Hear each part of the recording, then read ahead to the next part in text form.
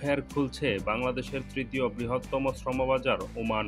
প্রাথমিকভাবে দেশটি বাংলাদেশ থেকে ৫ ধরনের দক্ষ কর্মী নেবে। এছাড়া মোট ১০ ধরনের ব্যক্তিকে ভিসা দেবে দেশটি। বুধবার ঢাকায় ওমান দূতাবাস বিষয়টি আনুষ্ঠানিকভাবে নিশ্চিত করেছে। ওমান দূতাবাস এক প্রেস বিজ্ঞপ্তিতে জানায়, সম্প্রতি ওমানের সংশ্লিষ্ট কর্তৃপক্ষ সিদ্ধান্ত গ্রহণ করেছে যে গত বছর অক্টোবরে আরোপিত বাংলাদেশি নাগরিকদের ভিসা নিষেধাজ্ঞা থেকে নির্দিষ্ট কিছু সংখ্যক অব্যাহতি প্রদান করা হয়েছে, যাদের মধ্যে রয়েছে ফ্যামিলি ভিসা, উপসাগরীয় অঞ্চলের দেশগুলোতে বসবাসরত বাংলাদেশি নাগরিকদের ভিজিট ভিসা, ডাক্তার, প্রকৌশলী, নার্স, শিক্ষক, হিসাবরক্ষক, বিনিয়োগকারী এবং সব ধরনের অফিসিয়াল ভিসা এবং উচ্চ আয়ের আর্থিক ক্ষমতা সম্পন্ন পর্যটক।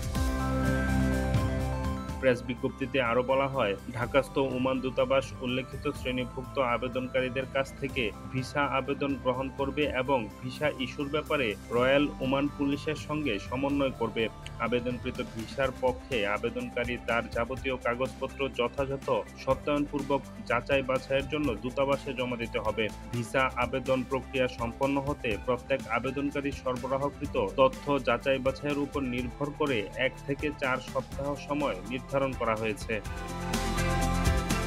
এছাড়া ভিসা নিষেধাজ্ঞা প্রত্যাহার সংক্রান্ত বিষয়ে দূতাবাস আশ্বস্ত করতে চায় যে এ ব্যাপারে বাংলাদেশ সরকার ও ওমান কর্তৃপক্ষ আন্তরিকভাবে কাজ করে যাচ্ছে এবং নিষেধাজ্ঞা প্রত্যাহার প্রক্রিয়ায় বিষয়টি ত্বরান্বিত করতে উভয় দেশের কর্তৃপক্ষ অনেক দূর এগিয়ে গেছে।